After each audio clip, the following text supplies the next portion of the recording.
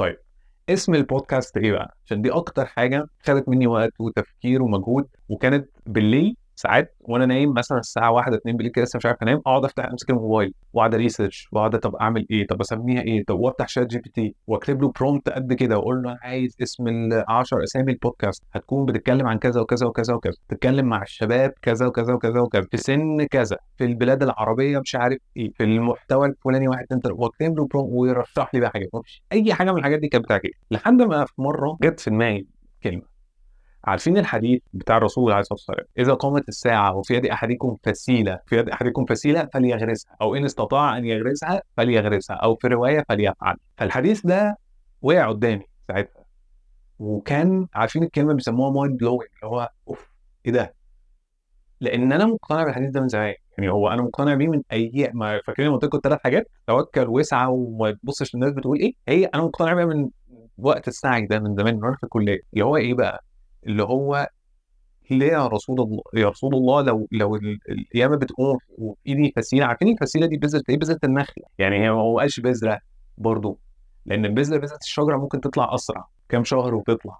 بذره النخله الفسيله دي يعني تاخد سنين، تاخد 3 سنين 4 سنين 5 سنين 10 سنين عشان تثمر بلح بقى وتطلع ومش عارف إيه. تاخد خلاص، والساعه بتقوم اهي. يعني احنا خلاص احنا كده شكرا. لما جه في دماغي تاني قعدت افكر في الحديث ده، ابغى اول مره، رغم ان انا مقتنع بيه وبعمل بيه، بس عارفين كده لما تلاقي ايه ده وانا اول مره اسمعه ولا ايه؟ اول مره يدخل جواك، اول مره يلمس حته فيك، وكأن سبحان الله، ما اعرفش كده بقول لكم، هو ده التوفيق بقى، ده ربنا. كأن سبحان الله هو ربنا هيأني ان انا اسمعه ساعتها، وعادي عادي عادي لحد ما جه في دماغي دلوقتي ايه ده انا اول مره اسمعه ولا ايه، وفرق بقى معاك. فهو البودكاست الاسم بتاعها تم يعني الاستيحاء بتاعه من هنا، فليغرسها. وايه دي الفكره؟ هو ده الاسم، فليغرسها. اسم تقيل، يعني اسم اللي هو مش اي حد يسمعه. ايه ده بجد؟ يعني ايه؟ وده المقصود. هو مش مقصود انه يبقى تقيل، بس هو ده المقصود، انه خليك تفكر هو يعني ايه. يعني ايه فليغرسها؟ عشان الحديث ولما صح.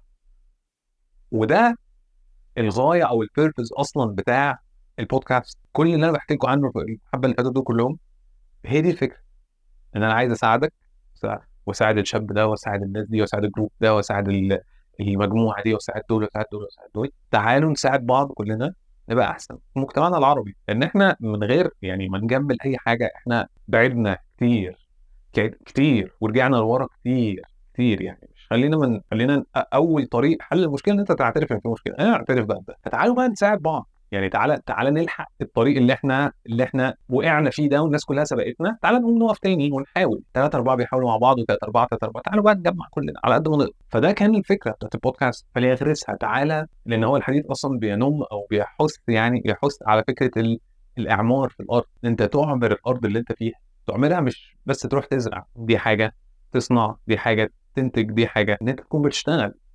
الآية اللي هي ما خلقت الجن والإنس إلا ليعبدون، في علماء بتقول إن العبادة هنا مش بس عبادة صلاة وصوم وزكاة وأقف أصلي طول اليوم. العبادة هنا عبادة الطاعة.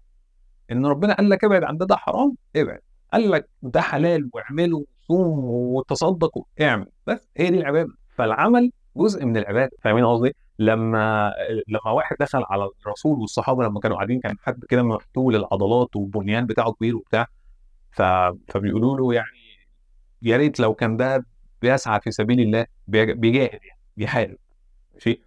فقال لهم لو هو بيشتغل عشان يكف نفسه ويكف اهله، فهو في سبيل الله.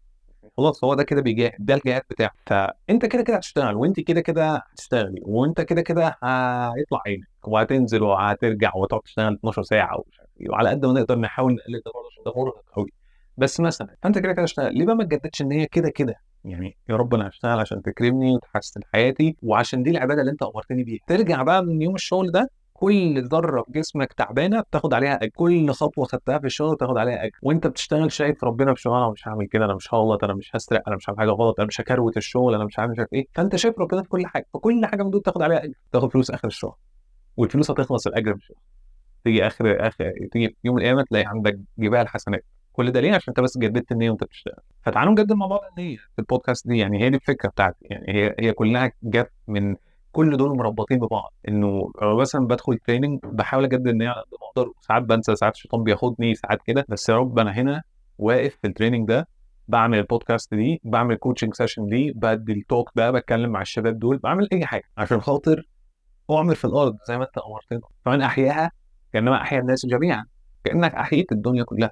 فهي دي الفكره، انه فليغرسها. اسمه قوي، انا عارف قوي ده اللي هو مش اي حد لسانه هيجي عليه، بس انا مش عايز حاجه او اخد اسم مثلا رقيق برضه اللي هو عادي، اسم عادي. لا، انا عايز يعبر عني، وعايز يعبر عن البودكاست، وعايز يعبر عنكم، لان احنا هنا كلنا عشان تاني نساعد بعض. والفكره من ده ان ممكن، الله اعلم، كمان 3 4 5 سنين تبقى البودكاست دي من اكبر البودكاست اللي موجوده، والشباب اللي فيها بتستفيد، ونعمل كوميونتي. انا عندي طموح كبير، يعني عندي بلان